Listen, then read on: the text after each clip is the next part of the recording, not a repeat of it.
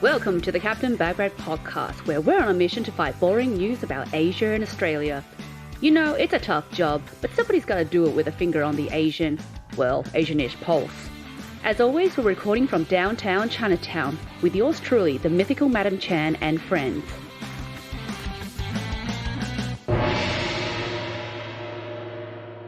Welcome back, Oppa Adam. You're here for the deluxe version. Hello, it's good to be back. Yeah, in Downtown Chinatown of all times, COVID times. COVID times, unique. At least we won't have any interruptions. No, well, we're sitting 2 meters away from each other, but we're recording in the same room. Just letting everyone know we're 2 meters away from each other.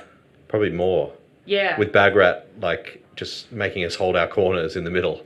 Kind of like the DMZ. You know how North Korea and South Korea has got that DMZ? Well, Bagrat's the DMZ. He is. He's the safety zone. You can be South Korea. I'll be North Korea. Having that. Yeah, I think Bagrat would really enjoy living in the DMZ. Apparently, it's full of animals. It's got this most amazing wildlife.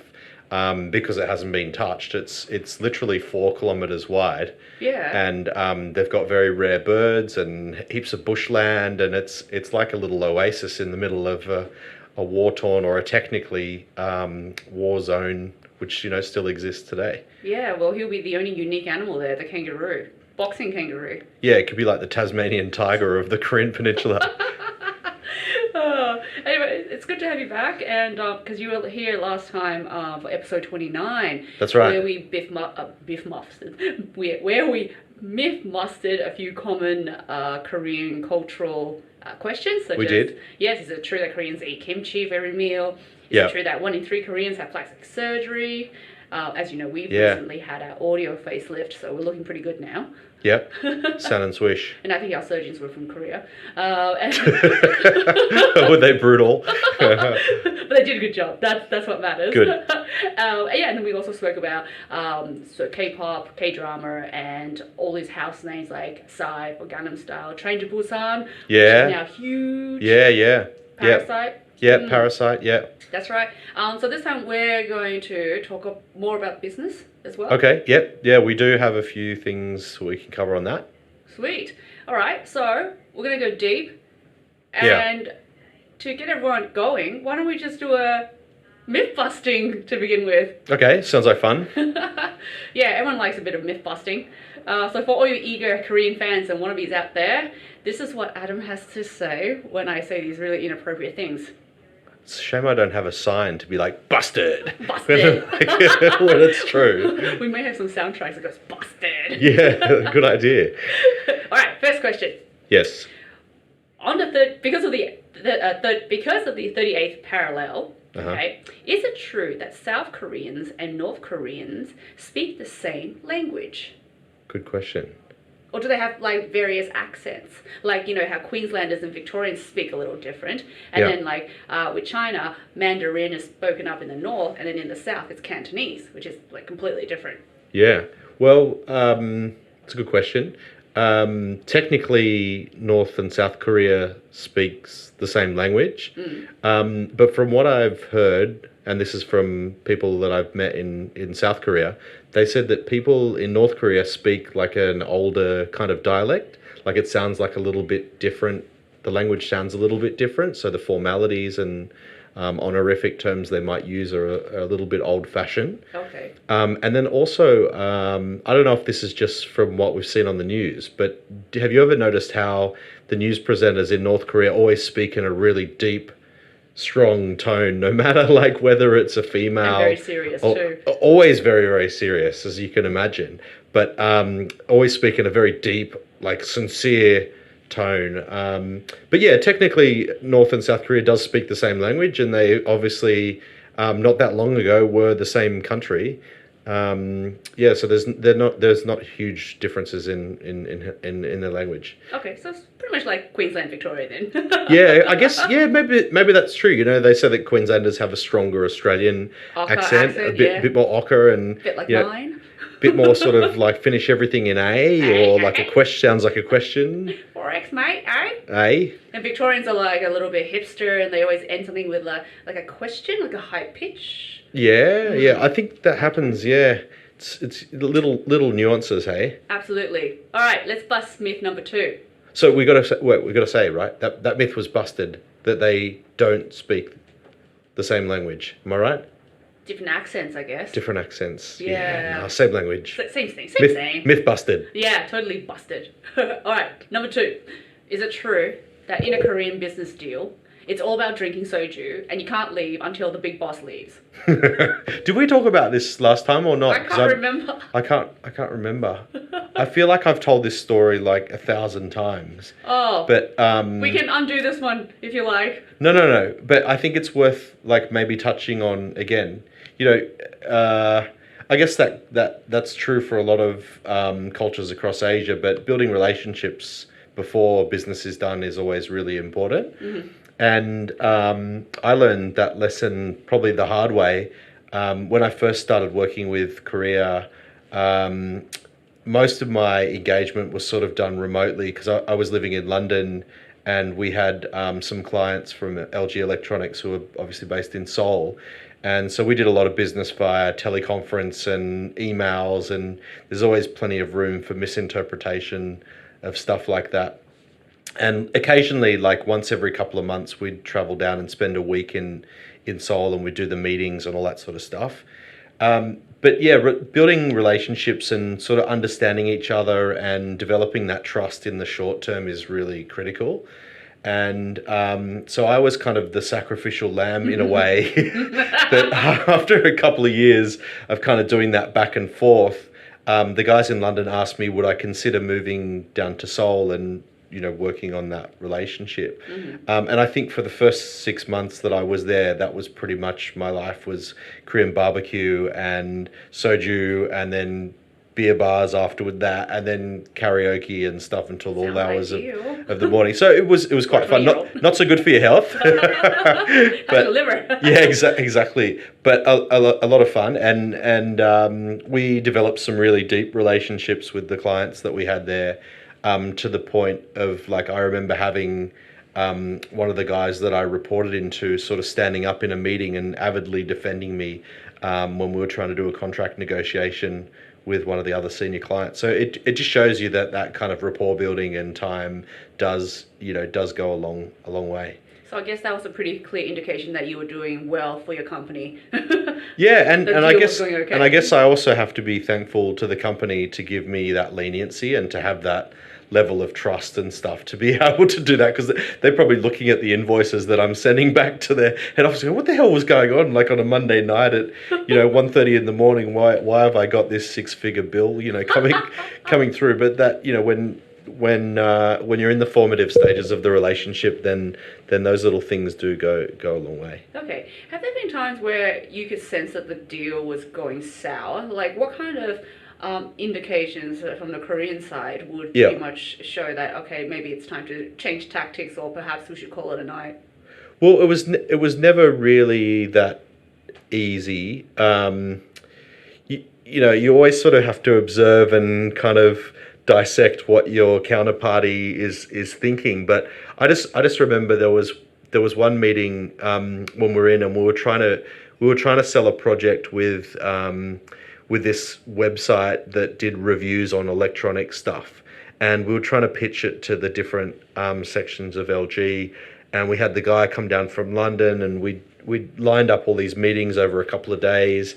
I remember the first meeting, we were like, we'll get some feedback, we'll see how it goes, and then the rest should be really easy. And I remember the most senior guy in the room, who was like the chief marketing officer, kind of falling asleep in the middle of the pitch, and we're like, oh God, like this is not a good sign. He's meditating. He's meditating. And are we killing it? Are we like really nailing it? And he's already made his mind up, and everything's good, or is he just completely off us and has decided that he's going to check out and catch up on a few Zeds in the middle of the meeting? But ironically, so we powered on. Like, that was a little bit disconcerting. I was like, I think we've lost our audience here. And then the other guys around the room, they're all furiously typing on their laptops, either taking notes or probably doing something else and catching up on missed work. But I remember at the very end, he sort of like perked up and he put his head up and sort of looks around the room, and he just came up with this really poignant question that he'd heard everything that we'd said, and he'd perfectly processed it. Was meditating after all. And maybe he was meditating on the thoughts, and then came up with this really accurate sort of and poignant question at the end. So yeah, it just goes to show that, you know, what we think counts for people paying attention is probably a little bit different. But yeah, that was an interesting experience. Yeah, perhaps he was just like, oh, there's too much happening out. I'm looking at people. I'm trying to listen and engage at the same time. Yeah. And process. So that's 3 things you got to do. Yeah. So maybe he just went, I'm just going to shut one of my senses down, which is visual, and just listen. He's just blocking out the bullshit, basically. You got a pretty bullshit face. Look at you. I got a funny story. So when I was working in China, we were taken to have this, you know, meeting with, you know, the important Chinese counterpart, and our fearless leader who was at the head of this, I think he just had a brain fire and just totally forgot my name or something. And so in Chinese meetings, they always match the number of guests with so if you have 4 on your side, they bring 4 on their side. And so because he had a brain fire, he just totally forgot, or something happened, the other side, who was opposite me, he just looked furious and just walked off. Oh wow! Yeah. So he was your counterpart from the Chinese business. End. Yeah. And so I just knew straight away. Oh, this deal's done. Does that mean you have to leave the room, like, to keep the numbers even? Is that going to start messing up with the whole? Exactly. Well, I didn't know what to do. I was just like, oh, do I keep sitting here, or do I also leave the room, and then the other guy and I can just like counsel each other and have a cry? Yeah. Anyway, so at the very end, I think it was made pretty clear that the Chinese side was not going to do anything, because at the end, the guy said, by the way, there was a Chinese translator, so it was going both ways. And then at the very end, the Chinese side, spoke in English and said, well, your English is very good. Uh-huh. I think that was the end. And that was the end. There was nothing to follow up. Oh God, I hate those meetings. It's so awkward. I know. And then and think about, like, if you have a bad situation where you have to do the follow-up dinner afterwards, and you're sort of like awkwardly sitting there across the table. This is really nice. Like, what else are we going to talk about? Neither party wants to be there. They'd much rather be in a million other places. Oh. But you have to sort of sit it out. I know. Speaking of which, there was a little restaurant. I really miss this place, and I often think back to it. And it was just near the place where we used to stay in Yoido, and they used to serve beer out of a bottle, much like, you know, we're drinking some sponsored beers here. That's right. It starts with A, ends with I. Yeah. And they'd make these little, with a napkin, they'd make these little beer hats that look like a Pope's hat, and you just sort of put it on the top of the bottle. And I guess was that their way of saying that, you know, it's okay to drink out of the bottle, and to give it some sort of, I don't know, little decoration thing. But I really miss that. Like, those little touches I think I miss about Korea. It's also safety for women. Possibly. Yeah. So why's that? Guys don't accidentally pop something in your drink while you're not looking. Yeah, you could look at it that way. I never really thought about that, but yeah. That's a genius idea. Yeah. I think Australian bars should adopt this. Nice. Sweet. All right, let's buff myth number 3. Yep. So, is it true that in Korean households, they don't have red pens? Because if you write someone's name in red pen, it means death. Yeah, that one's true. Oh, really? Yeah, you should never really write. I think red pens in general are not particularly widely used. And yeah, if you write someone's name in red pen, it's pretty obnoxious. Okay. Like, yeah. So they must have done something pretty bad to you. Okay, so what if you're working on a document with the Korean counterpart, and then you want them to focus on a particular item, and you highlight it in red, or have the words all in red? Would that be considered really rude as well then? Yeah, you probably wouldn't want to do that. Like, how do I put this? Korean people are great with, like, stationery stuff. So they've got all of these little gizmos and gadgets, you know, highlighters and rulers that help you underline, and different multicolored pens and little whiteout things that lay the liquid paper sort of stuff on the top of the document. So I don't think there would be a problem of finding another way to identify a change other than using a red highlighter. Yeah, a red pen. Yeah. I do remember that working in offices in Seoul, how dry the air conditioning was. Like Why is that? I don't know, maybe they intentionally take humidity out of the air. Mm-hmm. And I don't know if this is the same in other countries, but a lot of people that were working in the offices would have these little humidifier things on their desk that blow out like a little stream of moist air. And it was really funny. I remember walking around the desk and I was like, oh, it's like people have these little fountain sort of things. It's like an indoor garden, but it's blowing out this this humid air, and that was to re-humidify the air because the air conditioning is so dry. And then like Korea gets like very dry in winter as well, like very, very clear blue skies, but it can be quite dry. Okay. I just remember, there's a pointless little fact for you. Well, it's an interesting fact. I just didn't realize that. Yeah. I don't know. I'm not sure why. So I guess now with COVID-19, in terms of trade with any country or trade in general, anything that's not online, it's suffering right now. Yeah. So Australian brands, are they big over in Korea? Australia, the awareness of Australia is quite good at the moment, and I Okay. think it's getting better. What Australia has done a really good job of, particularly in Korea, is sort of proving the quality of our produce. And then also like our vitamins and minerals and stuff like that, and fresh fruit and vegetables. So we have a really good representative who within the region that looks after Australian meat and livestock, and and then also the benefit of having some very good Australian chefs or Korean chefs that have trained in Australia that then sort of become ambassadors for Australian meat. And I think trends are still emerging, but Koreans really love to eat beef, as you can imagine, with course. Korean barbecue, but also just as a Love like a Korean fine barbecue. dining kind of thing.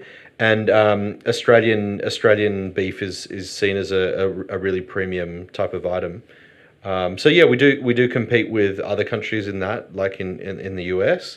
And the US also have quite strong meat imports into South Korea, but Australian beef is seen to be as a luxury. And then we also have a lot of good quality fruit and vegetables. So Korea is Australia's largest exporter of mangoes. You're kidding me. Yeah.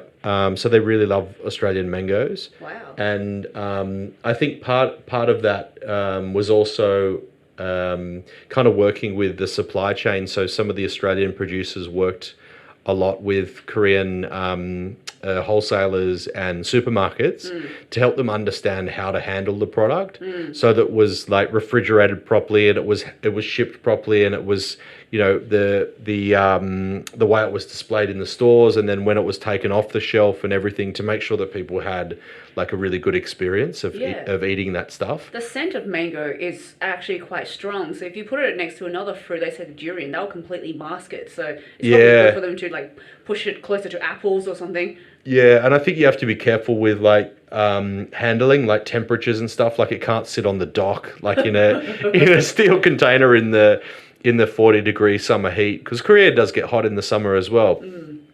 So I think there was a lot of effort that was put in by these Australian manufacturers to make sure that the supply chain was brought up to speed and that they were familiar with how the produce should be handled. And then subsequently, then people have a better experience when they try it and when they eat it, and then it's helped our stuff become more popular. So what are some things that Australians who are at the forefront of negotiating between Korea and Australia, what should they know about Korean business culture, or how to talk to Koreans to get the deal in?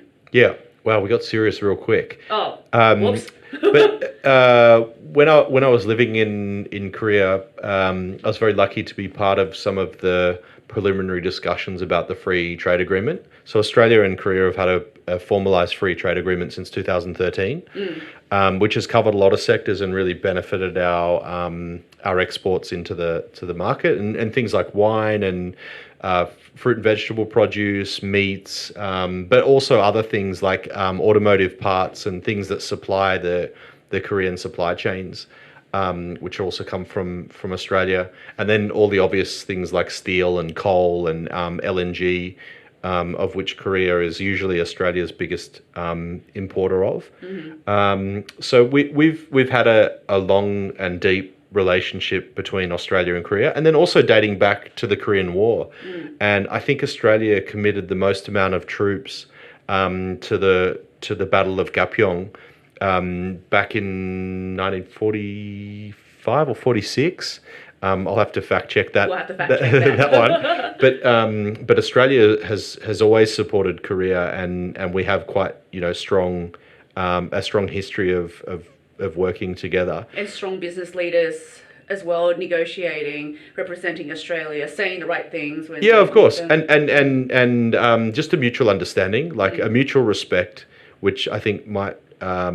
Which other countries could learn from, and maybe we could apply some of that diplomacy to other areas in Asia. But so yeah, coming back to the question, we've had a long and deep relationship. We've always been very transparent.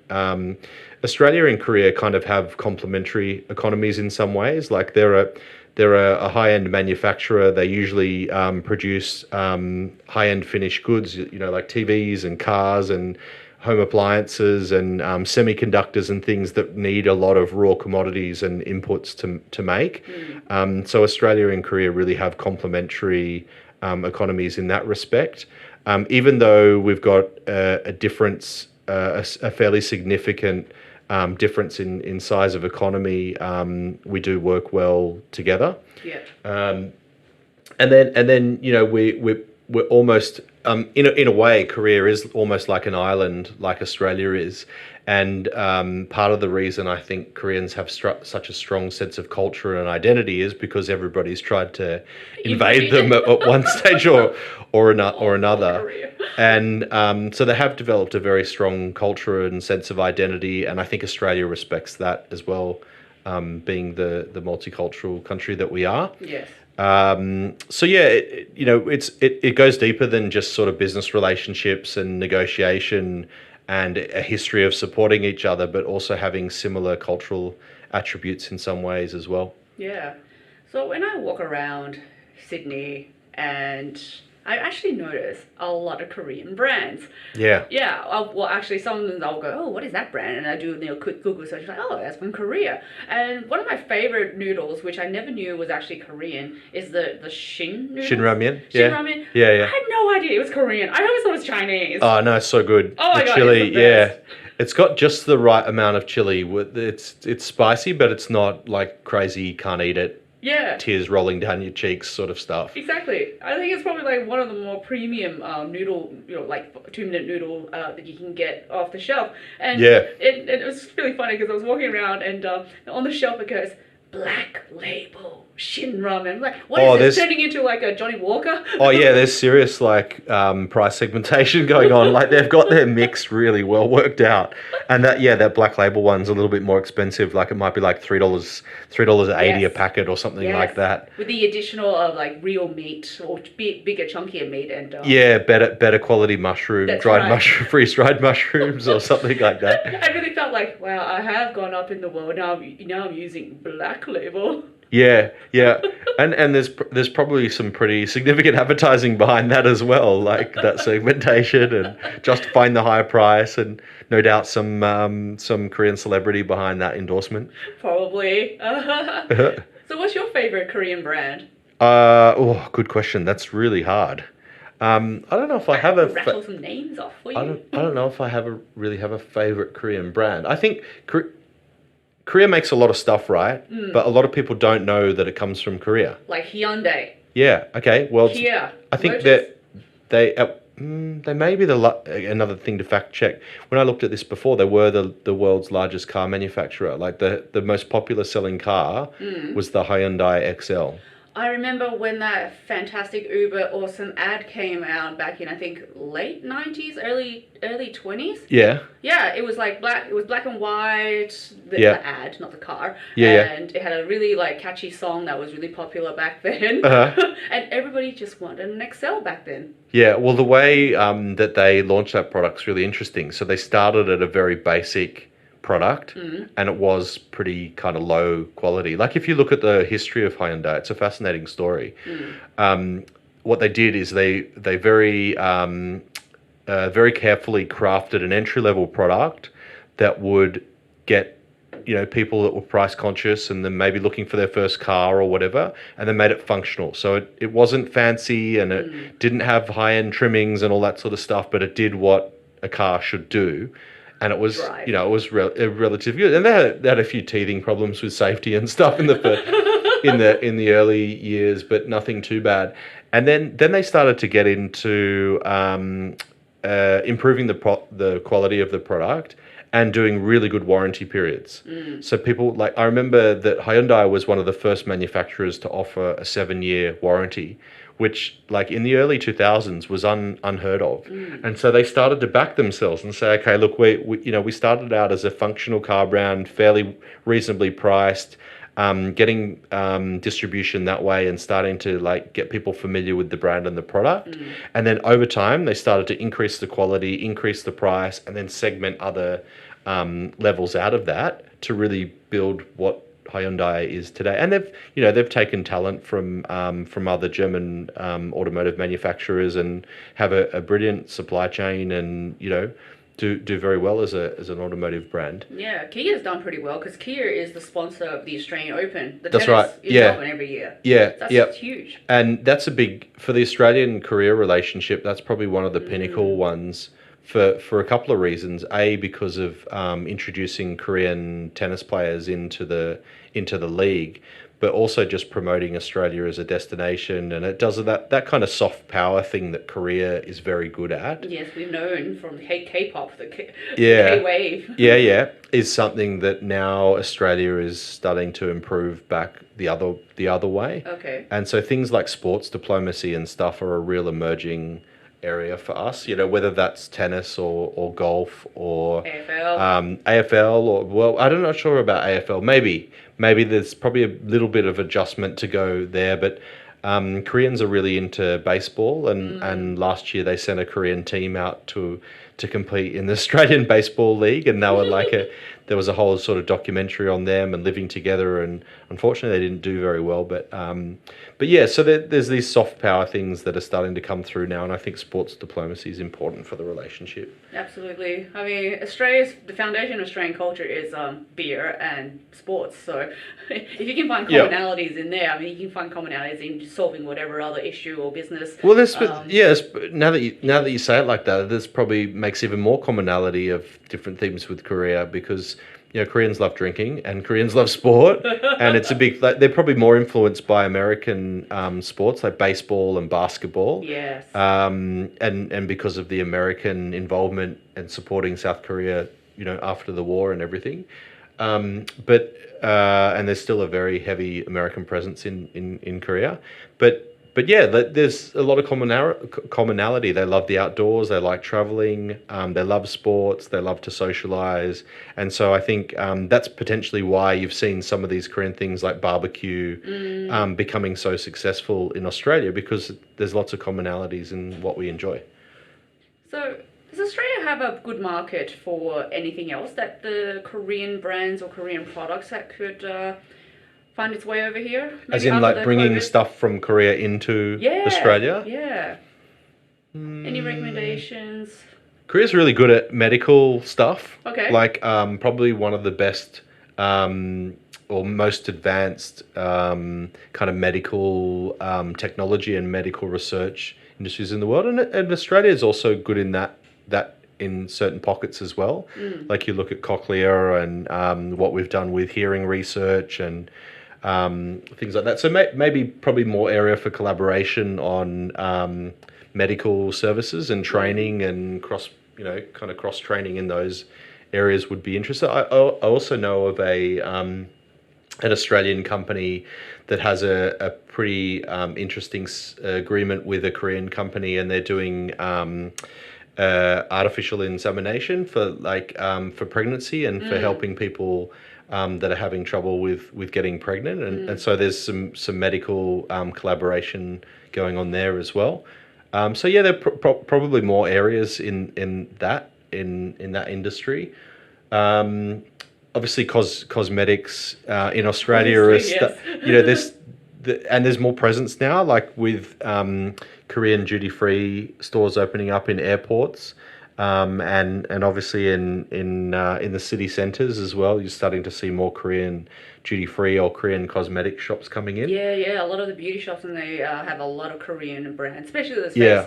the facial masks. The ones that make your skin tight with collagen and, Yeah, stuff. and ironically, probably a lot of the ingredients for those come from Australia. Are you kidding? So it's being shipped back. Yeah, that's right. Yeah, well, this is what this is. Product. They're talking back to that embryonic, like, kind of relationship of supporting each other. Yeah. We supply the raw stuff, they turn it into something a little bit better, and then sell it back to us.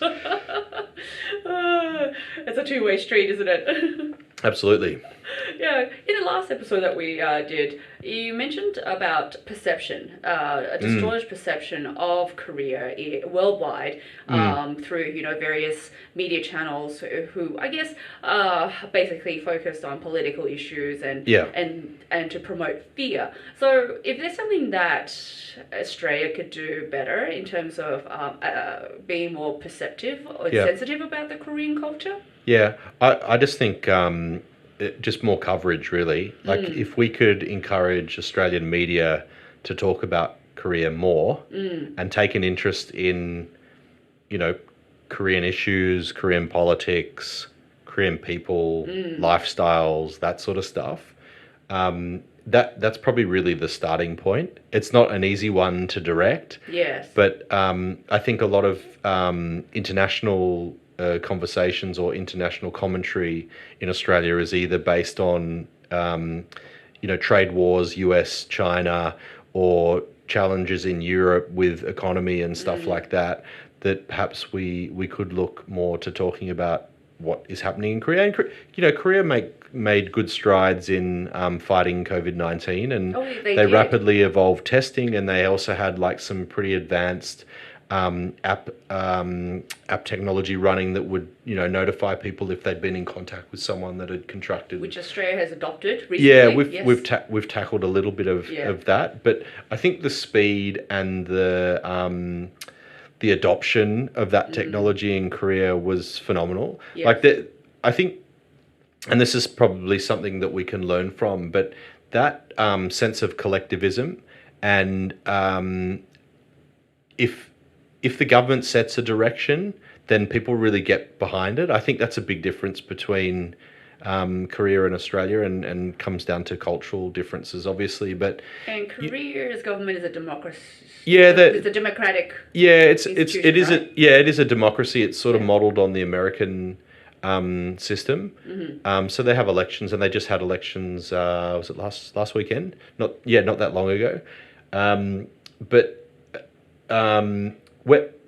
I think Korean people really get behind initiatives. So if the government says, you should download this app and you should use it because it'll help all of us to overcome this terrible virus, and to track down infections and make sure that people get treatment before it becomes a problem. If only we had that same level of kind of not humility, but like trust, I guess, is getting close to it. It's hard to put it into a word, but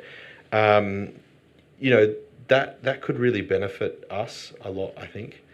And even when the Korean economy was having problems off the back of in the 1980s, when the Asian tigers were having some financial problems, like Korean people would go into their jewelry boxes and collectively pull out the gold and sell it and give it back to the country to help revitalize the nation's economy. So, there's a real sense of collectivism, and we're all in this together, that I think we could benefit from if we could somehow take something away from that. Sounds very similar to China. One stage in time when they collectively collected iron. Yeah, okay. To melt all the iron, I think. Yeah, okay. Was it like a war thing or something? Yeah, it was to build national strength, I believe. Mm-hmm. It was during the Mao era. Let's not go there anymore. Yeah, okay. It's a conversation for another time. That's right. But I just know the similarities in there. Okay. Yeah. So in the last episode, we also talked about how strong the Korean K-pop drama, with the introduction of Parasite. The director, we won the Academy Award for the best movie. Who also directed Train to Busan, and also The Masked Singer, which is a TV series that's become global as well, being adopted with the Australian version. As well as the TV show Running Man. So I actually watched the original Running Man movie with Arnold Schwarzenegger. Okay. Have you seen it? I haven't. Okay, it's on SBS On Demand. And the original Running Man had Arnie in it? Movie, yeah. Really? Arnie. And in it, he actually says, "I'll be back."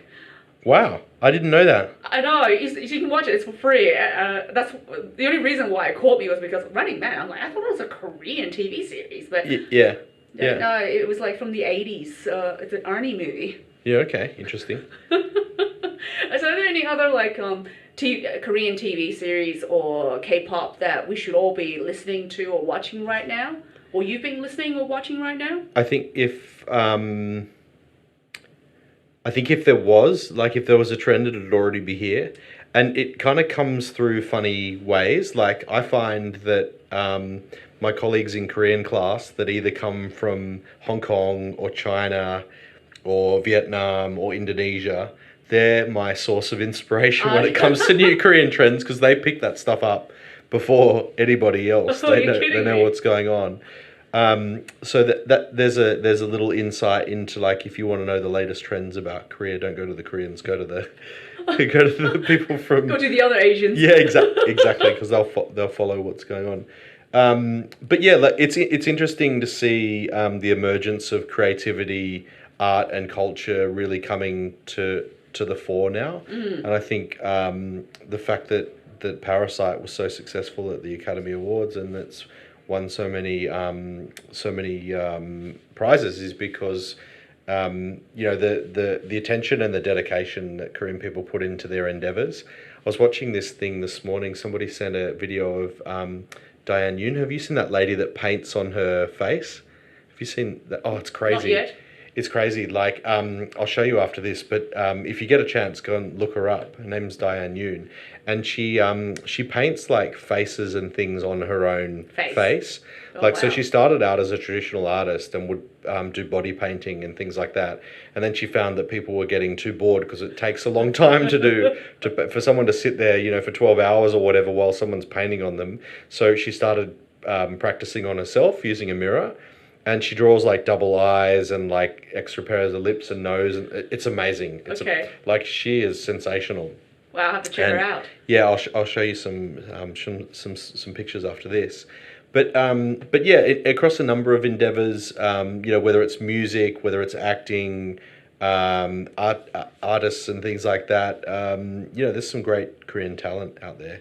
Which is really good, because stereotypically people think of Korean people as being more academic and sort of maths and science focused as opposed to the creative industries. Or sports. Or sports, yeah.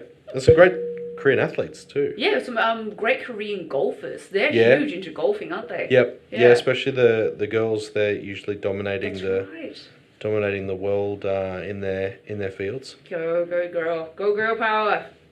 Yes. Thank you for the validation. Now, to end it all, would you like to speak some Korean for our listeners? Oh man, put me on the spot. So anything that you've learned from your Korean language school? I only just started classes again, and I got in trouble because I hadn't done my homework. And do you know what? I didn't really have an excuse, because they kind of paused the classes for like 6 weeks while we've all been in self-isolation. Which you should have had time to study Korean. I should have had time, but then I only got the acceptance into the class like on the Monday, and I was like, oh crap, I haven't done my homework yet. As in this Monday? Yeah, as in this Monday, and the class started on Tuesday night. So I got in trouble for not doing my homework. I'm not the most academic of students. But I've only got myself to blame. Oh, at least you can admit that. Yeah. But then when I do class... How do you say I'm sorry? There you go. Oh, 죄송합니다. There you go. Yeah. But it's... I really enjoy it. Like, when I do class, I find that, it exercises a different part of your mind, and yeah, it's fun. It's something that I really and I started doing that in Korea. Like it was one of the conditions of my employment is that I had to pass the Korean exam. It was one of my KPIs, and so I was very lucky. I had a tutor a couple of days a week before work, and then obviously it's easier to study Korean while you're there. So I don't practice enough here, but I do have a good group of Korean and Australian friends that speak Korean. Which you'll have to do via Zoom because there's no, social interactions yet. Yeah, but I enjoy it, and it's a beautiful language. It's not hard to learn. 26 characters. You could probably learn the alphabet in a weekend if you put your mind. There's always Duolingo as well. Duolingo, I've just downloaded and I'm ready to try that out. So yeah, it's a great language to learn.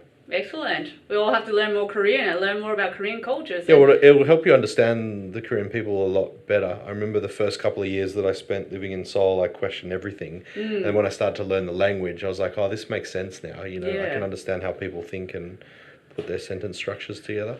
And for all those listeners out there, if you want to recognize some Korean brands, well, LG, I'm sure everyone has an LG appliance of some sort, TV. Particularly good for like washing machines and right. fridges, and they even make those little robotic vacuum cleaner things, although they're quite expensive. I think they're like $800. But very useful. But yeah, LG's a great brand. Yeah, and obviously Android phones, Samsung, that's Korean as well. Yep. A lot of Samsung phones. Samsung is a Korean brand. Yeah. Yeah, it's like one of the biggest is either Apple or Samsung. Yep. And is it Hankook tires? I never knew. Hankook tires, yeah. They're big as well. And they've been in Australia a long time, and we're always a very competitively priced brand. I think that's another case of like that Hyundai model of make a really functional product that works very well at a reasonable price, and then start to build a brand off the back of that. Good on you for picking that up. I don't think many people would know. Oh, I picked it up because I think I got the tires from them one time. I was like, what's Hankook under? Yeah, I think a lot of people make the mistake of associating Korean brands thinking that they're from China. Yeah, exactly. So that's like I thought with the 2-minute noodles. And as well as Angry Birds. I thought Angry Birds was like Taiwanese, but it's actually from Finland. Oh yeah, I didn't think it was Korean. I was like, oh, hang on a sec. It's actually from Scandinavia. And Height beer, is that how it's said? Yep. Yeah. Yeah, HIT. Yeah, that's right. Height beer. Well, thank you very much, Oppa Adam. Yeah. Platonic brother. Fun. Good. We should do some more of these. Absolutely, more on business and on TV shows, Korean drama. Once you ask the ladies from your language class what's the hottest thing to follow. I'm watching one at the moment called Itaewon Class, and it's really good. It's about a guy who gets bullied at school, and then it's all the stuff that happens to him afterwards, which is pretty cool. But yeah, that's something worthy to binge on Netflix. All right, everyone, stream it. Maybe we can talk about Itaewon Class next episode. Maybe I will watch it first. To watch it, yeah. Good stuff. As always, pleasure to have you on Oppa Adam style. All Deluxe right. version. Signing off. Signing off indeed. Bagrat out. See ya. Hey, thanks for listening to this week's podcast. For the latest updates and kooky posts, follow us at Captain Bagrat on Facebook, Instagram, and Twitter. If you love it as much as Captain Bagrat and we do, please support us with likes and shares. If you're really digging Captain Bagrat, it does cost us a bit to produce, and we really appreciate donations and in-kind contributions via Patreon or however you like. I mean, we will never say no to be a sponsorship. Your support will bring us one step closer to having our own TV show one day and to live broadcast it from the heart of downtown Chinatown. Solid.